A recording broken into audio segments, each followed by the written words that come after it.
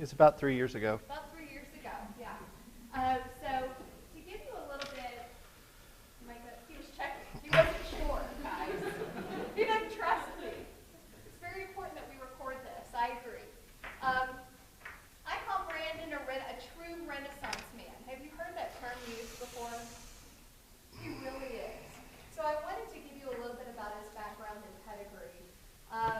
He graduated from UT with a degree in classics and classical language. He went on to Boston University and obtained his master's in religion and religious studies, and then went on to law school. Graduated in 2012. Mm-hmm.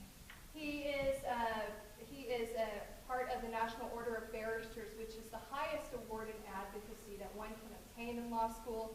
He's also part of the National Order of Scribes, which is the highest award that one can obtain in writing in law school. And he's won multiple competitions. My husband sent me a list because I said there are so many I can't remember.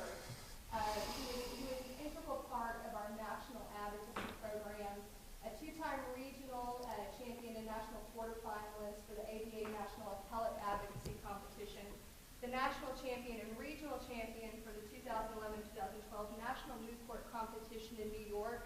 That's like the big dog competition, you guys. Like if there's one that you want to win, it's that one, and he did. Regional best brief, national best brief. You all are lucky in that you have access to some excellent example briefs, two of which are his.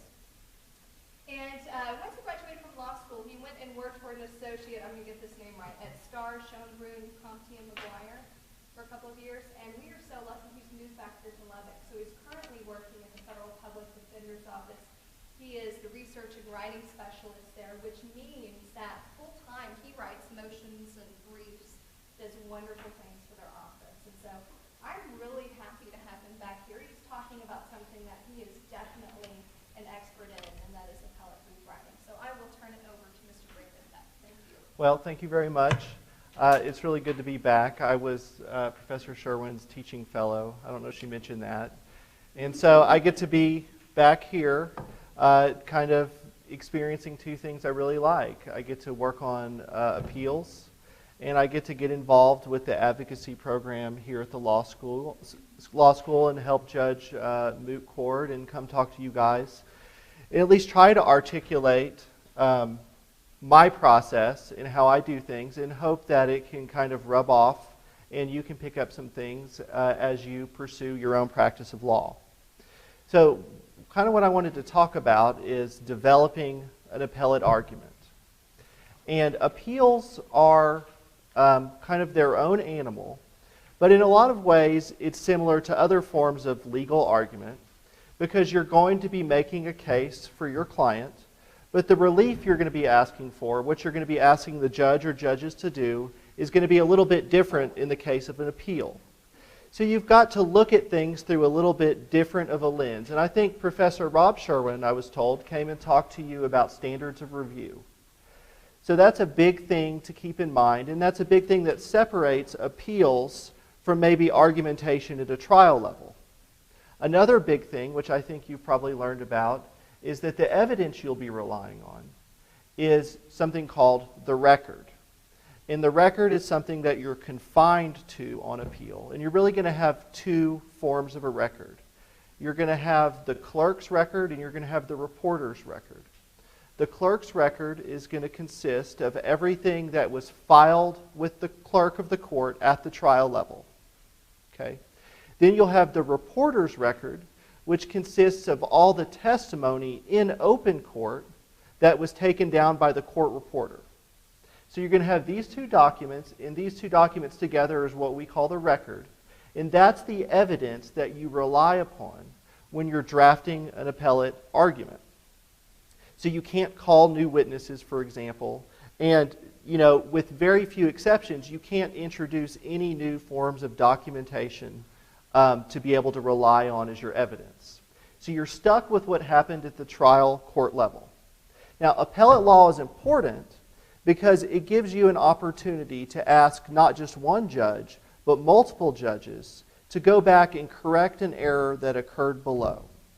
Because as you might expect, judges at the trial level, and this is even true up through the appellate level, They make mistakes, and sometimes those mistakes have drastic consequences for your client. And the appeals process is the way that you can go over their head and say, I have a really good reason based on a legal argument, and I think I can persuade you to go back and tell that judge that they did it wrong, and either tell them, instruct them to do it differently, and that's called remand, send the case back with instructions, or go ahead and correct it yourself. Okay? And you can, oftentimes ask the judge to do that. Now, I gave you a handout, and I want to tell you a little bit about what that is. The handout is excerpts from 3 briefs I wrote in Texas State Court. And it's not the complete brief. I only included 3 parts of each brief because those are the 3 most important parts, I think, for illustrating how to structure and develop an argument. So I included the cover page, and I'll tell you why about that in a second. But the 3 parts that are important are the table of contents. The reason that's important is because it contains all the point headings that I used throughout the argument of my brief. Okay? It also includes the issues presented for each one, and that's going to give you a sense of what the case was about. And in a lot of ways, it's the short form for the summary of the argument.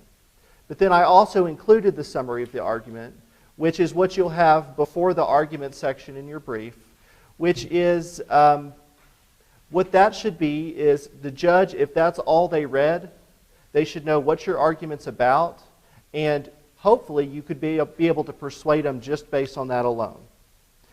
One of the things you have to keep in mind when you're writing an appellate brief, and this is kind of more of a real-world situation, is a lot of times you have to fight to be able to get oral argument in a case. So an intermediate appellate court, they're going to have to decide your case, but they often will not decide it based on oral argument. They'll only take oral argument if they think the case is worth their time and has an issue that could go either way to some extent. And what happens when you file a brief is the brief gets sent to the judge's clerk, or they'll have a series of clerks. And I'm not an expert on that, but I know Professor Gossett, for example, is. And they will look at the brief and make a recommendation to the judge they work for as to whether this should be set for oral argument. And they may look at different things, but I've asked judges in conversation, whenever I have an opportunity to talk to an appellate judge, I say, what's the first thing you look at when you're handed a brief? Where do you get your first impression? And they've given me a few different answers, but all 3 answers are in this handout I gave you. You can look at the table of contents, which is in essence the outline of your argument. They'll look at the issues presented, which summarizes what you think is important, or they'll go to the summary of the argument, which is the short form of the argument you'll be making. So I think those, in many ways, are the 3 most important parts of a brief. And in fact, those are the parts of the brief that'll often get you in the door to where you can go stand in front of 3 judges and talk to them for 30 minutes or 20 minutes, depending on the court, about why you should win and why this case is important for your client. So, I've given you those portions, and those portions are all the parts that are relevant to the structuring the argument and developing the brief. Now, the reason I've included the cover page is to point you toward an additional resource. So in Texas state courts now, and it's been like this at the Fifth Circuit for some time, everything is done through e-filing. Okay?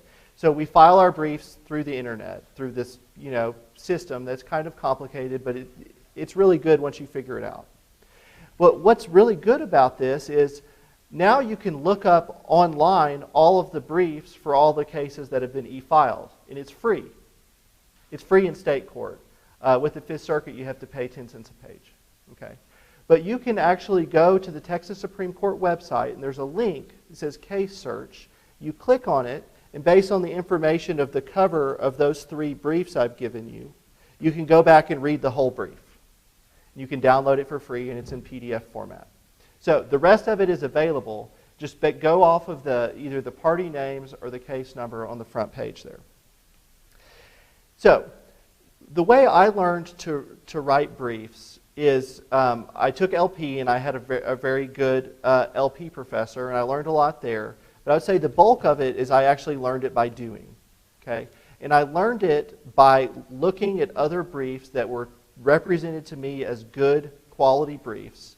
And I studied them, looked at how the pieces fit together, and I started modeling how I do things after that. So I would recommend that. I mean, there's going to be a lot of bad briefs out there. But I think that these examples I've given you, and if you look them up, they were successful, and I think that they are good examples of how a brief should be written, or at least it's consistent with how we teach brief writing here at Texas Tech.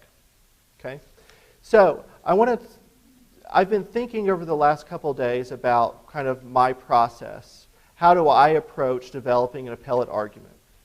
And in many ways, I think the argument is developed for better or worse even before you start writing. And there's 4 steps I want to break down and identify for you, and that's why I wanted the screen up. I was going to just write a short list for you. I think the first thing that you have to do is identify the issues.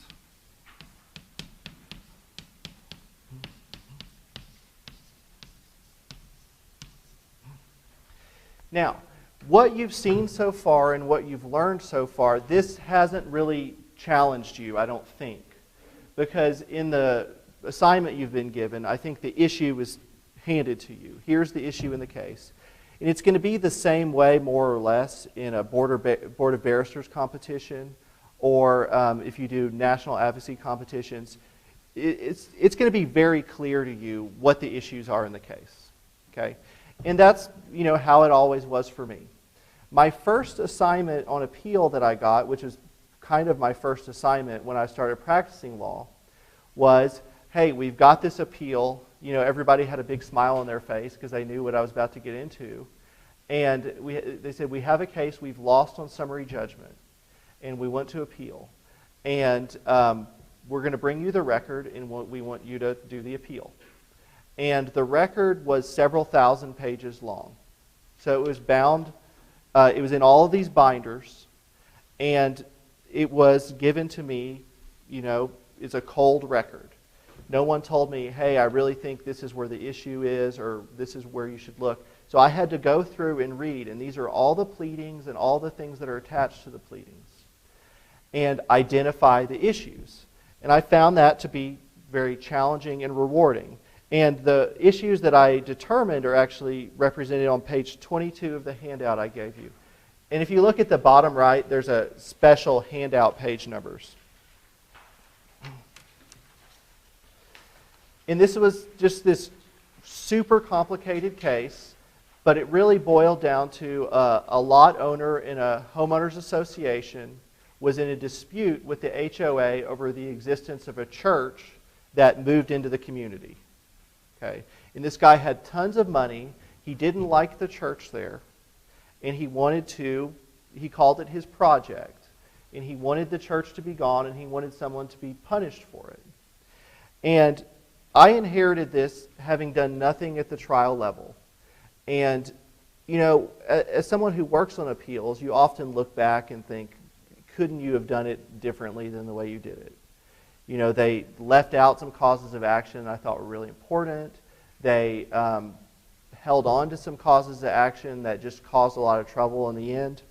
But anyway, I had to go through it and figure out what are the important issues. And there's a series of questions I think that you can ask yourself in order to make this evaluation. If you're handed just a bunch of information and they say, I want you to appeal this, I think the first thing you need to determine is what actually happened.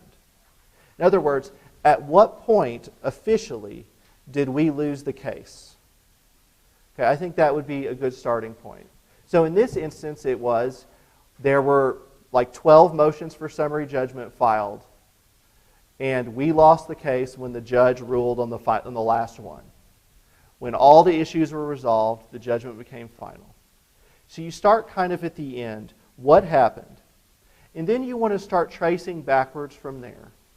And ultimately answer the question, when did things start to go wrong for our client?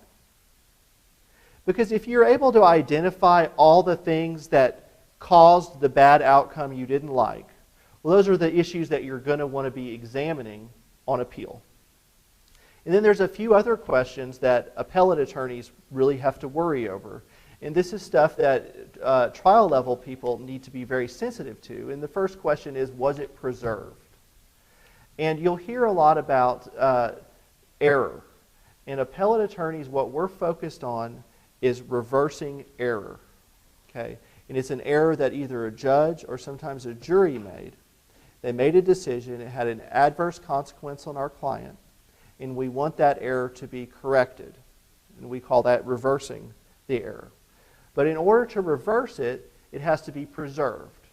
You have to always give the judge an opportunity to correct their own mistake before you're allowed to go above their head and tell on them. So it's just kind of like in real life. They say that you should confront a person with a problem before you go above their head and start causing kind of a bureaucratic nightmare. Well, appeals work the same way. So the first question was it preserved? And a second equally important question is it appealable? Sometimes you'll see an error that occurred or something you don't like, and it's not something that can even be reviewed on appeal. So the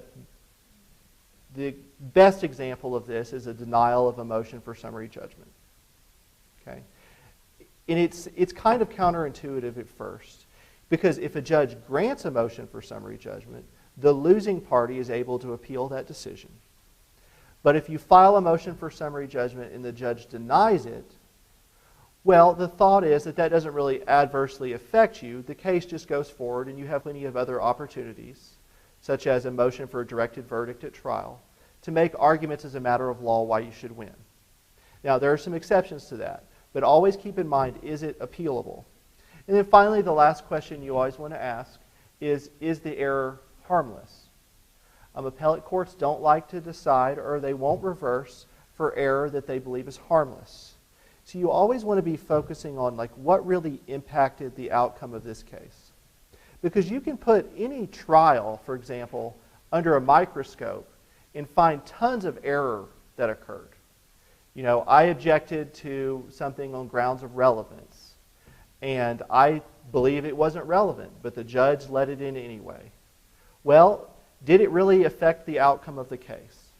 Right? Speaking objections like that are typically not going to be something that an appellate court will reverse on, because there's going to be enough other things that come in where the jury has a big enough picture and maybe would have reached the same decision anyway. So you want to look for error that is not harmless, error that was preserved, and something that was appealable. And once you're able to determine all of those things, I think that those are the issues. You've identified the issues for appeal. Okay? Which brings me to the second step of the 4. And then you want to start worrying about the legal framework.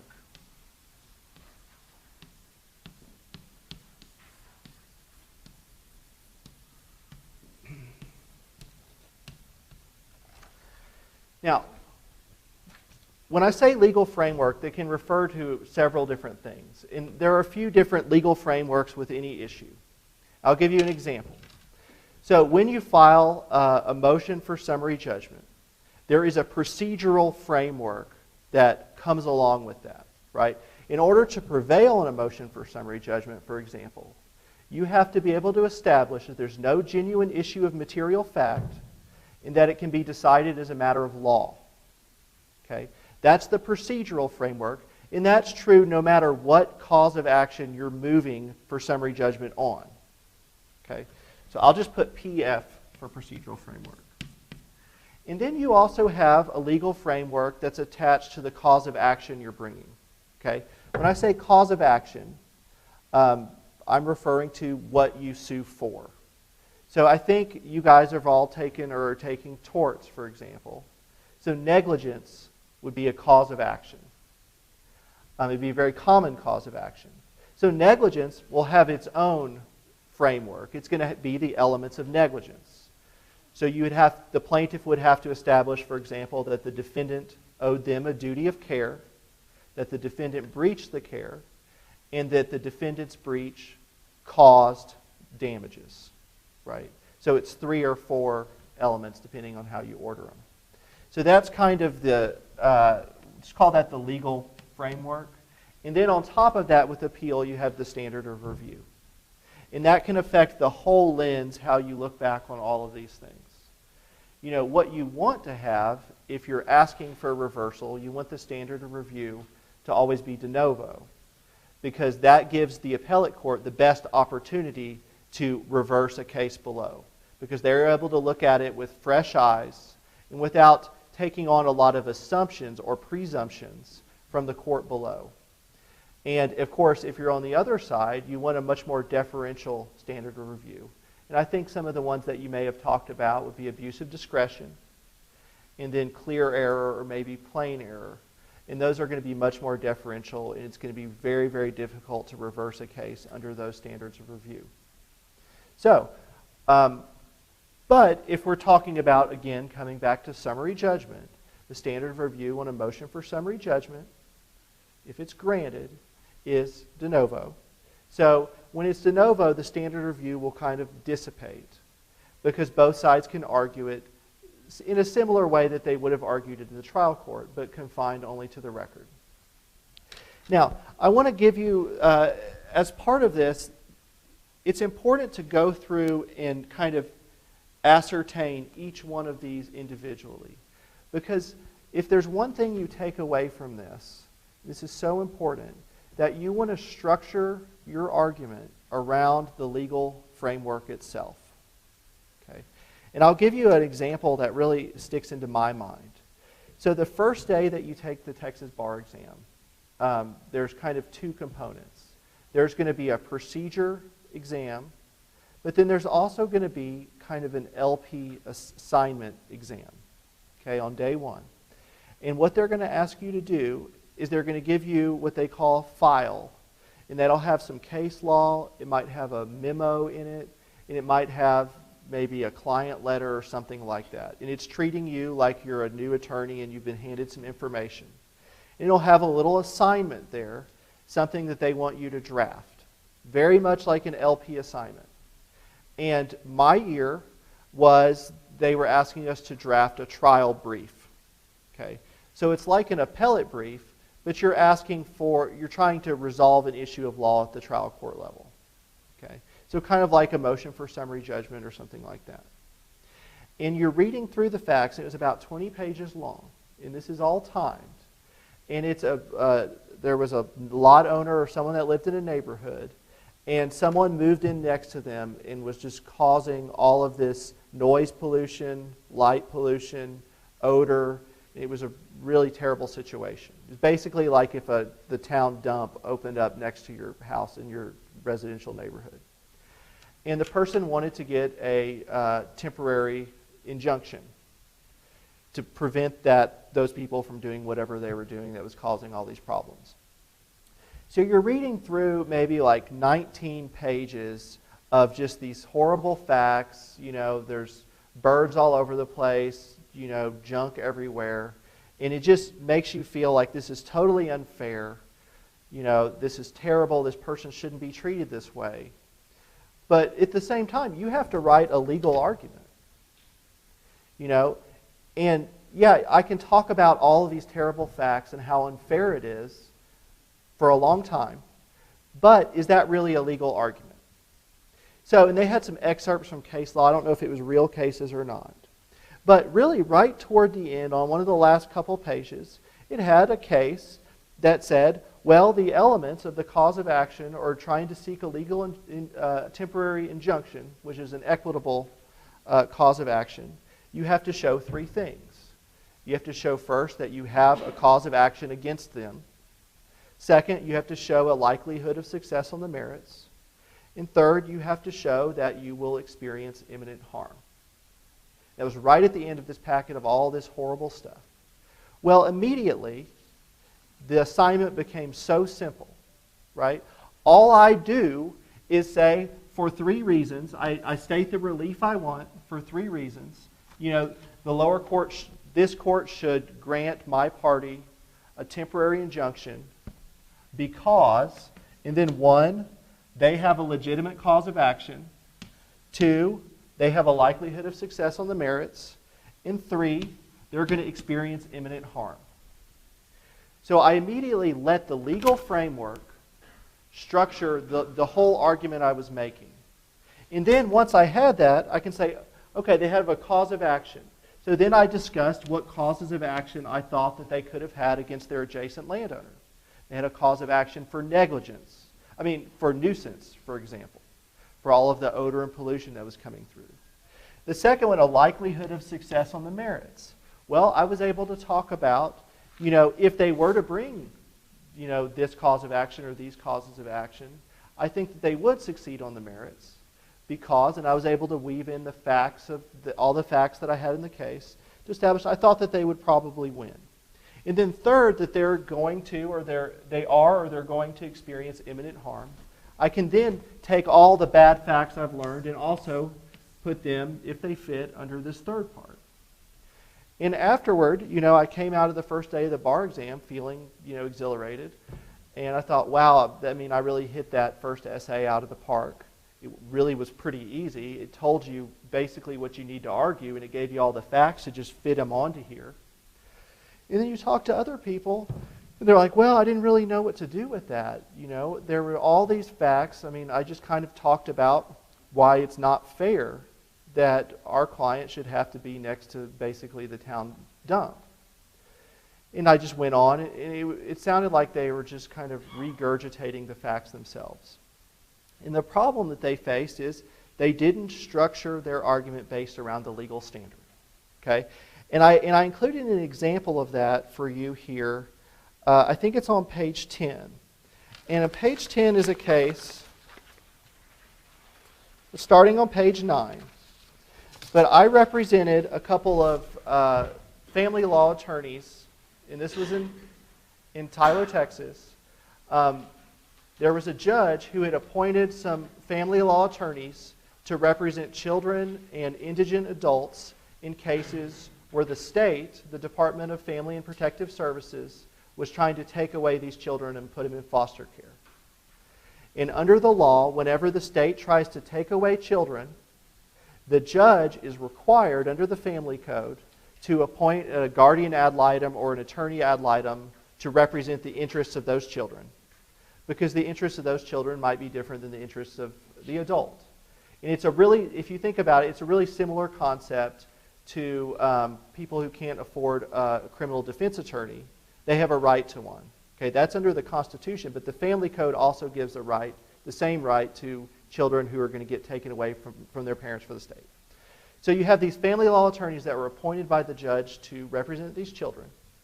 At the end of that, the family law attorneys turned in their invoices to the judge because they're also authorized and required to be paid an hourly rate, the same rate, in fact, by law that the criminal defense attorneys make. So submitted the invoice to the judge. The judge forwarded the invoice on to the county treasurer, who approved it, and then forwarded the invoice along to the commissioner's court for payment. It was at this time that there was an election going on in the county, and the members of the commissioner's court were very much running on being financially responsible. Okay? Or another term would be fiscally conservative. And they refused payment on this. And they used that kind of as an example of we're saving the county money by not issuing all these payments just when they're asked of us. Okay? So it's something that I believe happened that was not only unlawful but also very unfair. Okay? And there was it was all colored by this election going on. It seemed very political. Now, I can just write an essay explaining all of these things why I think it's unfair. But that's still not really making a legal argument. So what I've presented to you here is the legal argument. And it's not about fairness at all. In fact, what the relief we asked for is called a motion for writ of mandamus. And you've probably heard about that. Marbury versus Madison involves a similar motion. And all it's asking a court to do is order an official to do their job. Right? And if you look up any of the cases on it, it has two prongs, two elements. First, the act that you're trying to order them to do has to be what's called purely ministerial. In other words, they don't have discretion. It's their job. Do it. The second thing is there's not another adequate remedy at law. Okay? That's the standard. We're going to ask for mandamus. So instead of writing a long essay about it's not fair, I just structure my legal argument around the very legal standard itself. So if you look on handout page 10, I say this court should reverse and instruct the district court to issue a writ of mandamus because the commissioner's court refuses to perform a ministerial act and the appellants have no other adequate remedy at law. That's the legal argument. And I can talk about why it's fair and why it's political and why it's not right throughout my argument. I can weave that in, but it all needs to be structured around the legal framework. So under Big Part 1, Point A, the Commissioner's Court refused to perform a ministerial act when it decided to withhold payment from court-appointed attorneys. If you look down to Part B, and there's some sub-reasons for that, the appellants have no other adequate remedy at law. And then in Part 2, I then make a point about some of the binding precedent that the court was under to try to show that this issue's been addressed before, and we need look no further than the Texas Court of Criminal Appeals or the Texas Supreme Court to resolve the issue. So, point is, this is a complicated case, but once I started to identify the issues, and then I looked at the legal framework for, well, how do you get a judge to order a public official to do their job? Well, the outline of my argument and the structure of my argument was done for me, right? I just structured it around the legal framework itself. And in all three of these, you'll see that's exactly what's going on. Okay? So, really, if there's one takeaway from all this, that's it. Structure your argument around your legal framework, and then use your facts in your cases and all of these things to weave in and support that. But you've already got your outline, in a sense, done for you. But you will have to go in and make it more persuasive with the law and the facts. Okay. The third thing that I think you have to do is, well, I'm using the word conceptualize, but really understand the law. Okay? Now, I'm making an assumption, and I think it's a fair assumption, that everyone here is able to read a case and understand essentially what it says. Read a case and know what it stands for. But what I mean here is this is taking it a step further. When I say conceptualize the case law, I'm talking about taking a bunch of cases and understanding how they work together. And that's a much more difficult process. Because not only do you have different jurisdictions, right, but you also have different levels. I mean, I'm sure that you've talked in this class about the different, you have the trial level, and then you have the intermediate appellate courts, and then you have the courts of, ultimate authority. And if you're, depending on which jurisdiction you're in, an intermediate appellate court might be binding upon you, right? But then everyone's going to be under in Texas state law, Texas Court of Criminal Appeals for a criminal case, or Texas Supreme Court for a civil case. And understanding how all of these work together, I think, is very critical to having a deep understanding of what your argument is. Now, the outline of your argument is going to be here for you. But if you don't think about how all the cases fit together, it's going to be more difficult for you to take advantage of a case that's really good for you, that has similar facts, that has good legal reasoning, or some good language. It's going to be more difficult for you to take advantage and really exploit that case. And it's also going to be more difficult for you to kind of work your way around a case that is very bad for you. And the better you have a concept of how all the cases work together, the more easily you'll be able to navigate that. So I'll give you an example. I'll tell you kind of the ideal situation you want to be able to look for. you'll often hear the term, the line of cases on whatever issue.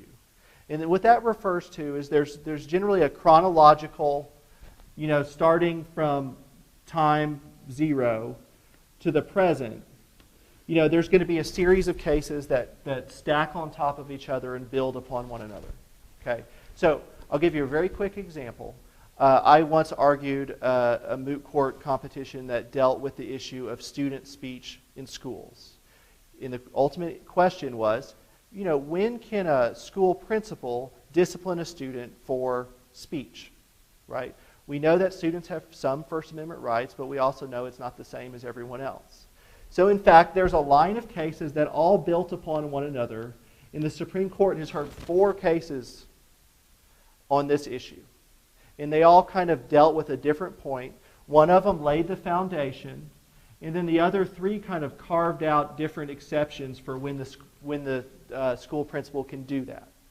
So you've got this very, up and down line of cases, and it's all based upon First Amendment, right? So this is kind of your bedrock legal foundation. And then you have these Supreme Court cases, which are going to be binding on everyone. That kind of forms the trunk of this tree. Okay? Then you're going to have all of the circuit courts, like the Fifth Circuit that we're under, or the First Circuit, or all the way up through the D.C. Circuit. And they're all going to have their own little approaches because they've dealt with a lot more issues than the Supreme Court has decided to take up. Okay? And below them, you're going to have all these different little examples of district courts, little issues here and there, and they're under the circuit courts who are all part of this Supreme Court line of cases. So I think of it kind of for what you want to see is kind of a tree, where you have the trunk of the tree is the core line of cases, right? And then you have the branches coming off, which are some of the intermediate appellate courts and how they've dealt with it. And then you'll have all these different little points here and there, the district courts or the trial level courts that are resolving minor issues in their own way. And there'll be a lot more leaves than there are branches, and there'll be a lot more branches generally than there are, parts of the trunk of the tree. So let's say that you're arguing a case, say this is the Fifth Circuit, in federal. And, there's a case over here that the other side keeps pointing to. It's the exact same facts as your case. They reach the opposite holding of you, and it's just terrible. Well, if you think about it in terms of this, conceptualizing the case law, I'm actually not very scared of what's going on over here. I'm very comfortable saying, well, you know what? Those facts are very similar to this case. I can't distinguish those facts, but the reasoning behind this case is based on this circuit, and the reasoning of that circuit is distinguishable from the reasoning of our circuit. So if those identical facts had been presented here as it is now, the outcome would be different because they're relying on totally different legal standards. They're coming from a different place. Conversely, you need to know if there's a case that's really weighing down on you, that you're going to have to get creative about how to get around, because you can't say, oh, well, that's way over there is part of my conceptual framework. You're going to have to handle it differently. So an example where I did that, and I'm not going to be able to talk about it, but is the first one. And if you look up, there's an opinion that's a case where I won a reversal, and I was able to make some creative arguments that the court ended up adopting. So the fourth thing I just want to throw out is, after you've done all that, you draft your outline. And this is, by the time you're able to draft your outline, you're really more than halfway there to writing your brief, if you follow these steps. The worst thing you can do is start drafting your outline before you identify the issues, okay? Before you look toward the legal framework or conceptualize the cases. It's very important that this is the fourth thing that happens, but it's also important that after you draft your outline, which is going to be largely done for you here, after you do that, you're able to go back and reevaluate all of these things, and it kind of creates a cycle. Okay? And then if you start to write after this, you're going to be very, very efficient because you're not going to be wasting your time talking about something that's not relevant, that's not driving your legal argument forward all the time. And I just want to finish by saying, if you look at my table of contents on any three of these, okay, what you see is the outline of my argument. Okay? I want anyone to be able to read this and know exactly what I'm arguing, and in a lot of ways, why I'm arguing it. Okay? That's my outline. So if I were just to cut and paste that, then I can just fill in all the blanks under each one of those, and I could write a brief probably in as much time more as it took me to get here. Okay? And the very last point I want to make, so this should be your outline, is that the way you word your issues presented in a lot of ways should reflect your summary of the argument. So if you look at the way I word any of these, and I do all three in different ways, but if you look just to the very first one, which should be on page, someone can tell me, page 5 of the handout. These are my three issues, but this is also a very short form of my summary of the argument. So this is kind of similar to what they call the Garner deep issue method. It's kind of a simplified version of it. I have one sentence followed by a question. And one of the reasons I like picking the three ones I've given you is they're all different in the way I approach the issues presented, because I kind of craft that based on what issues are at play. But here, for example, the first one, appellant slipped on a wet floor while accompanying her daughter and grandson at a hospital and, as a result of her injuries, brought claims for premises liability and negligence. Are they healthcare liability claims despite being entirely unrelated to the provision of healthcare? Okay. You should know the argument I'm making just based on that issue, right? Because it's a question, but it's not really a question.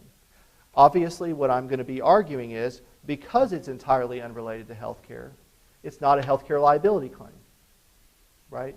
So if the judge opens this and that's all they read, I want him to think, well, yeah, that does sound interesting. Maybe at least we want to have oral argument on that. So two final points. The outline is my table of contents. The issues presented is my summary of the argument, which then I expand upon further in the actual summary of the argument, which I then expand upon further in the actual argument itself. But if you have the laziest judge on the bench, I still want them to know what I'm arguing. So I think that's it for now. And thank you very much. I hope it was helpful. Does anybody have a quick question before we go?